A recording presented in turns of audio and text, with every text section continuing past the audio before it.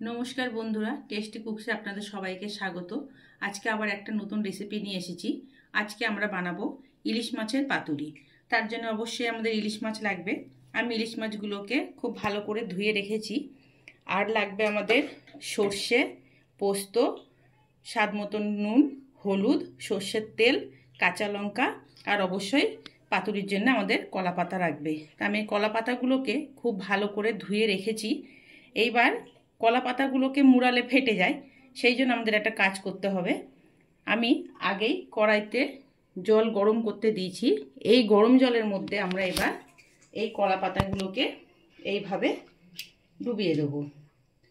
এর ফলে কি হবে, কলা পাতাটা নরম হয়ে যাবে আর এটা যতই আমরা মুড়াই না কেন এটা ফেটে যাবে না। আমার কলা পাতাগুলো গরম জলে ভাপ দিয়ে নেওয়া হয়ে গেছে। দেখুন, কলা পাতাগুলো ভাপ দেওয়ার পরে এরকম হবে। আমরা কলা পাতাগুলো তুলে রাখি এবং সর্ষে, লঙ্কা আর পোস্তটা বেটে নিই, তারপরে ফিরে আসছি। আমি মাছগুলোতে এবার লবণ হলুদ মাখিয়ে নিচ্ছি। আর এদিকে আমার সর্ষে আর পোস্তটা বাটা হয়ে গেছে। আমি এতেও লবণ হলুদ মিশিয়ে নেব। আপনারা আপনাদের স্বাদ মতো লবণ হলুদ মেশাবেন। আমার এখানে 7 পিস মাছ, তাই আমি এখানে হাফ টিস্পুন লবণ মিশিয়ে নিচ্ছি। আর এতে এর সঙ্গেই দিয়ে দেবো 1 টেবিল স্পুন সর্ষের তেল দিয়ে এবার এটাকে আমি খুব ভালো করে মিশিয়ে নেব। আর ইলিশ মাছের পাতুরি বানাতে কিন্তু ইলিশ মাছটাকে কাঁচাই রাখতে হবে, ভাজলে এর স্বাদটা অত ভালো আসবে না। এটাই আমাদের মেশানো হয়ে গেছে। এবার আমরা মাছে লবণ হলুদটা ভালো করে মাখিয়ে নেব। আমাদের ইলিশ মাছে নুন হলুদ মাখানো হয়ে গেছে। আর এদিকে আমার সর্ষে বাটাটাও মাখাটাও রেডি আছে। আমি এখানে আলাদা বাটিতে একটু সর্ষের তেল নিয়ে নিয়েছি। এবার এটা আমরা মশলার মধ্যে মাখিয়ে কলা পাতায় আটকাবো। সবার প্রথমে আমি মাছটাকে এই সর্ষে বাটার মধ্যে ডিপ করব।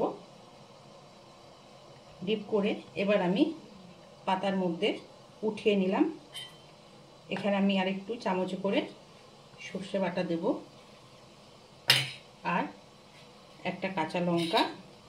এইবার যে সর্ষের তেলটা আমি বাটিতে রেখেছিলাম তার থেকে 1 চামচ মতন সর্ষের তেল নিয়ে দিয়ে এবার এটাকে এরকম করে মুড়িয়ে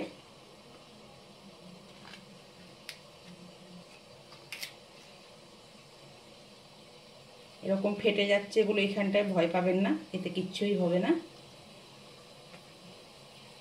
এবার এটাকে আমরা সুতোর সাহায্যে এইভাবে ভালো করে আটকে দেবো যাতে খুলে না যায়। বাঁধার দরকার নেই, নাহলে আবার রান্না হয়ে গেলে খোলার সময় মুশকিল হবে। জাস্ট এরকম পেঁচিয়ে দিলেই হবে, এটা খুলে যাবে না। ব্যাস, এইভাবে এবার সব মাছগুলো আমরা এইভাবে রেডি করে নেব।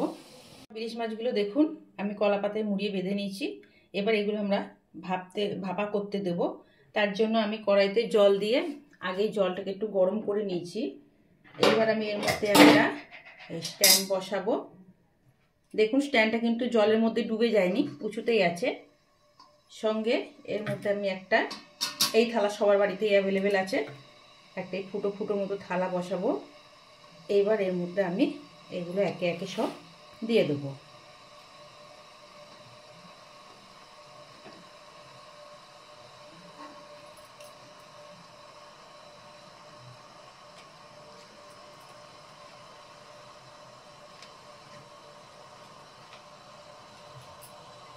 এবার এটাকে আমি ঢাকা দিয়ে হাই ফ্লেমে 10 মিনিট সেদ্ধ হতে দেবো আর 10 মিনিট লো ফ্লেমে করবো। 20 মিনিট করলেই আমাদের ইলিশ মাছের পাতুরি রেডি হয়ে যাবে।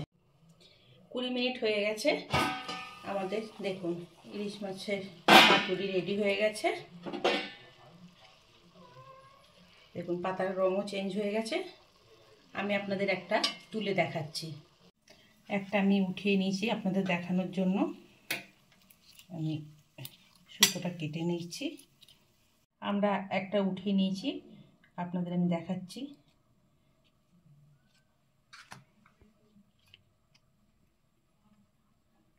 এই দেখুন, আমি আপনাদের ভেঙেও দেখাচ্ছি মাছটা কিরকম সেদ্ধ হয়েছে।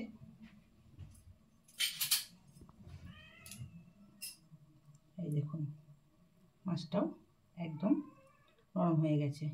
তো আপনারাও এইভাবে বাড়িতে ইলিশ মাছের পাতুরি বানাবেন, খেয়ে জানাবেন কেমন হয়েছে।